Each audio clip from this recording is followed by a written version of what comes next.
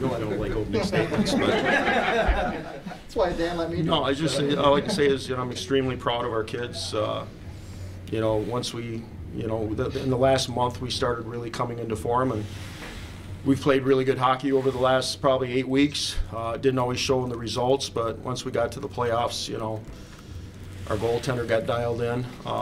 Our defense got better, and I thought that as all year long is it timely scoring, scoring big goals at key moments of the game, and obviously that third one was huge tonight. But really proud of the kids, and also proud of our fans and the band for the incredible environment in this building tonight. It's the best it's ever been. Jeff, when you got that lead at the end of the second period and you went in, what did you tell your team? And what was the plan for the third period? No, the biggest thing for me is that I told them there's going to be ups and downs in the third, just to be emotionally in control. That's a maturity thing that has haunted us a little bit this year because of our youth. But we have a lot of veterans that, went all the way to the championship game last year and won a championship in the Big Ten, and they need to lead the way, by keeping guys calm and not getting rattled, because the game is chaotic. It's a challenge, and my hat's off to Penn State. I mean, they're a tough team to play against. They had a great year. They keep on getting better, and they're a hard team to play against. We're very fortunate to come out ahead tonight. You had the power play in the third period, and after the power play, you were in control. And after the power play, they came back and made like one last thing. Kale makes 7 saves in 2 minutes. Talk a little, and again, you said he got dialed in, but. Well, he's a great goaltender, and he's a big part of why we are where we are. I mean, over the last 2 years, he's been a difference maker, and if you have a difference maker in net, it makes a big deal in winning hockey games. And he's shown that he can be composed and at the finishes of games that are really important, and he did it again tonight. Jeff, 500 career victories. How sweet is it that it comes to the Big Ten championship? Well, I heard something about it early in the week, and I didn't even think about it until somebody said something afterwards. I've talked about that before with Lefty's record, and to me it's all about these moments. It's all about these special moments. That's why you do it, and just why just for me the greatest part of the whole thing is watching the kids. Watching them celebrate. I hate watching them lose in these situations.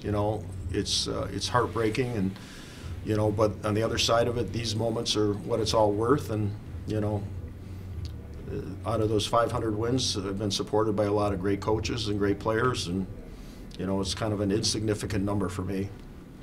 Coach, they say it's not how you start, but how you finish. Now that you're moving on to the tournament, how do you keep the minds of these guys going and focused on the prize? Well, I think we have to do the same thing we did going into the playoffs. I mean, we knew going into the playoffs, nothing else was, the NCAA tournament was not, being talked about. It was about the Big Ten championship and winning the next game in front of us. And we have to do the same thing now. Our season's going to carry on because we did win the championship, and, we just have to focus, once we know who our opponent is tomorrow, we just have to focus on the next game. And, that's all we can do at this point. Last week you made the switch and threw Cam Morrison on the O'Leary and Graham line, and tonight he delivered for you again. Well, that's that's not genius coaching. That's just trying to get guys going. I thought both Cal Burke scored a big goal for us tonight too. I've got him back to playing right wing where he's more effective in my opinion. And Dylan Malmquist did a great job up the middle. The O'Leary line has been good for us. It was really good when we had those injuries, and then it kind of got a little stale. And Cam was a guy that, last year at this time of the year was a huge factor for us. And, I challenged him and I told him that, hey, we're not going anywhere unless we get on your back a little bit, big fella. He's a big guy that can score goals, and, he's scored a couple key ones here in the last few weeks. Coach, what do you think it is about your group that you've been able to win so many of these one-goal playoff games in the last 2 years? Well, great goaltending is a big part of it, great penalty killing, and staying out of the penalty box, not taking too many penalties. That's the starting point. And then, we have to, you know, it's taken us time to learn to be poised in those situations and not get into a panic mode. But if you notice the guys they have on the ice at the end of the game, you know, we got veteran guys with the exception of the young freshman defenseman Stastny, who was really elevated over the last month. You know, he's really stepped forward. And I mean, it happened by accident again, you know, when Nardella got hurt. But we put him on our top pair with Andrew Peak, and it allowed Bobby Nardella maybe to be a little bit more offensive-minded as opposed to having to play against the other team's top line. So it's helped us in two ways. So, but I mean, the older guys are the guys that you rely on in these moments because they've been through them. And, you know, and I thought we had a lot of guys that did that, you know, in the last 5 minutes of the game. And Stastny's goal, the goal that he got today was, you know, to take it the length of the ice, and the backhander, that's pretty special. No, he's a good hockey player, and you know, I thought he was a little up and down, you know, in the early part of the season, but he started getting more confidence. He started feeling more comfortable with his teammates in that. He's a quiet kid, but you know, he's got a lot of ability. He was kind of an unheralded kid on the national team development program. He was one of the guys under the radar, and those are the guys that we're looking for now.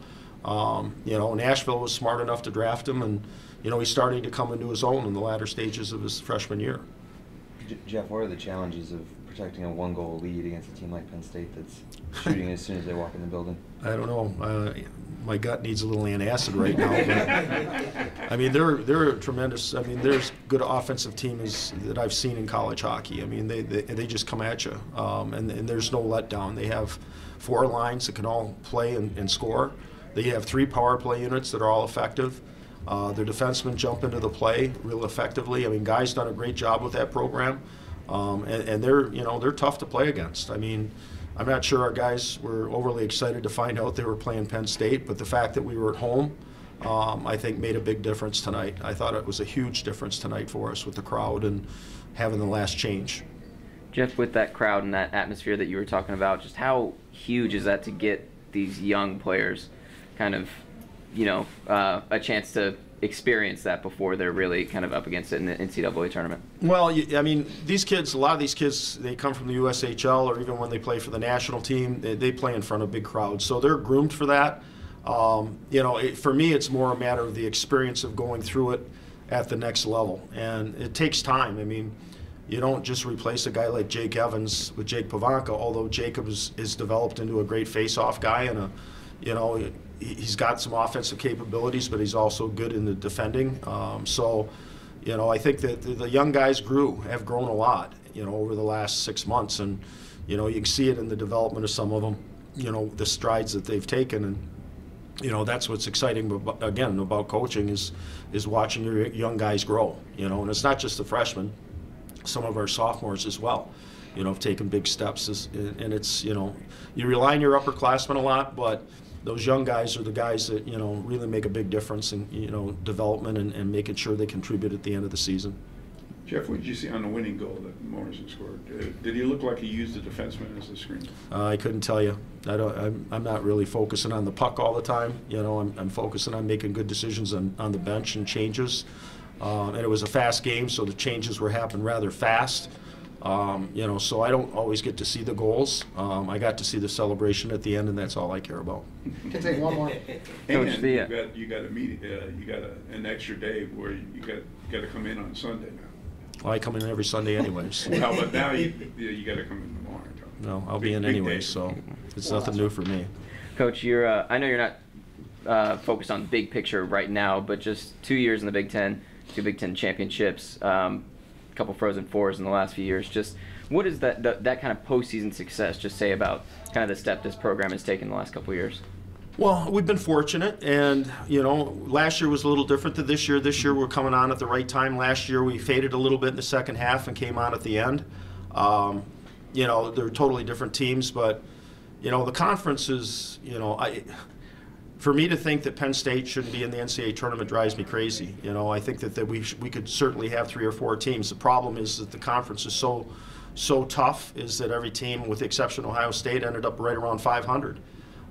There's no weak links in the conference, so we beat each other up.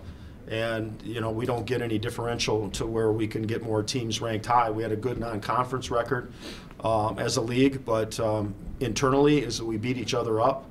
and we get to the point where, you know, like I said, you got like 5 teams there that are close to 500 in the league, and it hurt us, you know. But Minnesota could be in the NCAA tournament.